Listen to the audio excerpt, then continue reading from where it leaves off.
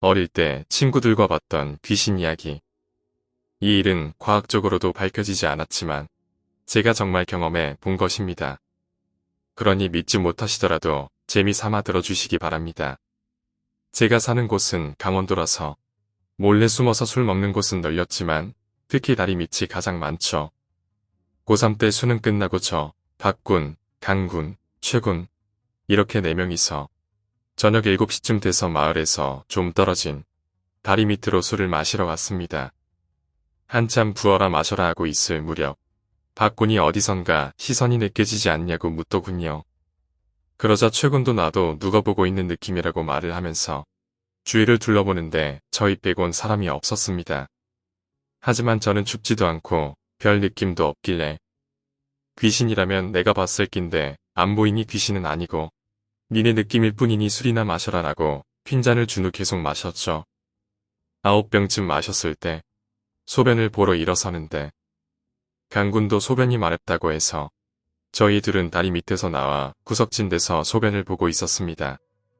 그런데 갑자기 비명소리가 들려서 대충 추스리고 애들이 있는 데로 갔더니 최군은 벌벌 떨고 있고 박군은 넘어간 상태였습니다. 왜 그러냐고 강군이 물으니 최군이 벌벌 떨면서 하는 말이 니들이 소변을 보러 간 후에 둘이서 소주를 마시고 있는데 뭔가 뒤통수가 싸늘해서 돌아봤더니 다리 기둥 뒤에서 창백한 얼굴의 귀신이 자기들을 보고 있었답니다. 보고 놀라서 박군을 불렀는데 박군과 같이 봤던 귀신의 모습은 상반신만 둥둥 떠있는 남자의 모습이라고 하더군요. 그걸 보고 비명을 지르고 박군은 넘어간 거였습니다. 그래서 제가 귀신이 나왔다는 장소에 갔는데 온도가 팍 하고 내려가더군요. 결국 저도 봤습니다. 기둥에 쭉 둘러서 있는 귀신들의 모습을 말입니다. 상반신만 있는 귀신부터 물에 빠져 죽었는지 퉁퉁 불어터진 귀신과 할머니, 할아버지 귀신 등 대략 7명 정도. 전 그때 아무런 것도 가지고 다니지 않았을 무렵이라 어떻게 할 방법이 없어서 다시 돌아와서 넘어간 박군의 뺨을 후려쳐서 깨운 다음 최군과 강군이 아직 정신 덜 차린 박군을 끌고 다리 밑에서 나가기 시작했고 저도 살살 움직이면서 어느 정도 거리가 멀어지자 대뜸 달리기 시작해서 겨우 마을 입구에 도착했더니 친구놈들은 이미 겁을 먹고 집으로 전부 도망간 상태였습니다. 저도 서둘러서 집으로 돌아갔습니다. 그리고 다음날 학교에 가서 가방만 놓고 어제 그 장소에 가봤는데 낮에는 별 이상한 게 없었습니다. 집에서 엄마한테 말했더니 원래 그 다리 밑에서 물에 빠져 죽은 사람들이 많다고 하더라고요. 저희가 어제 본 것은 물귀신이었던 거죠. 그래서 한동안 저녁에는 그 근처에 아예 가지도 못했습니다. 그리고 또 다른 이야기가 있습니다. 이번엔 양군과 제가 겪은 이야기입니다. 양군은 좀 특이한 친구였습니다. 겉으로 보기엔 진짜 미친놈이었습니다. 이 양군이 대학교에 입학해서 원룸을 하나 얻어서 생활하고 있을 때였고 저는 재수하고 있을 무렵입니다.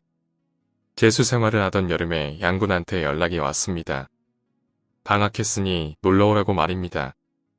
전 그때 재수생이라 돈도 없고 놀러갈 팔자가 아니라고 거절을 했습니다. 그러자 차비고 술값이고 뭐고 전부 다 자기가 낼 테니 오라더군요. 원래 이 양군이 누나만 3명인 상태에서 본 자식이라 아주 귀하게 컸고 집도 만석군 집안의 출신이라 재산이 상당했죠. 물론 지금도 아주 갑부집이고요. 그래서 바로 다음날 양군을 만나러 갔습니다. 양군이 사는 원룸은 지은 지 얼마 안 된 건물인지 아주 깨끗하고 시설도 좋다고 얘기를 하더군요. 터미널에서 양군을 만나 저녁 겸 소주 한 잔을 기울였습니다. 한참 술 마시고 있는데 저한테 물어보더군요. 너 가위에 눌려봤냐고 말입니다. 몇 번 눌러봤다고 대답을 해주니 양군이 원룸에 들어가고 일주일 뒤부터 이상하게 이틀에 한 번꼴로 가위를 눌리고 귀신을 봤답니다. 그럼 이따가 원룸에서 잘 건데 그때 보면 알겠지라고 대답을 해주고 술을 즐겼습니다.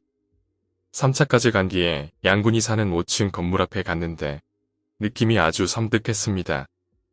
기기라고 하기엔 이상하고 살기라고 하기엔 약한 그런 느낌이었습니다. 아무튼 양군 원룸이 302호라서 3층까지 계단을 통해서 올라가는데 올라갈수록 느낌이 점점 이상했습니다. 302호 앞에 도착해서 양군이 현관문을 열었습니다. 전 문을 열고 안을 보자마자 양군을 다시 붙잡아서 밖으로 빼고선 다시 문을 닫고 양군을 끌고 내려가서 건물을 빠져나왔습니다. 그리고 제 행동을 이상하게 생각하는 양군을 끌고 근처에 있는 포차로 들어가서 술을 시키고 양군한테 얘기했습니다. 너 가위 많이 눌린다고 했지? 왜 그런지 알아? 내가 네 방에서 뭘 본 줄 아나? 꽉 차게 들어선 귀신들이었어 라고 얘기했습니다. 귀신이 아무데나 다 있더군요.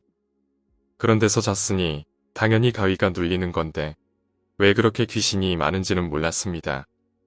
포차 아주머니한테 그 건물에 대해서 물어봤는데 거긴 평범한 논이었던 걸 메우고 지은 건물이라고 하더군요. 공동묘지터도 아닌데 뭐 그리 귀신이 꽉 찬 건지. 귀신들도 다양하더라고요. 아줌마, 중년 남성, 노인분들 등등.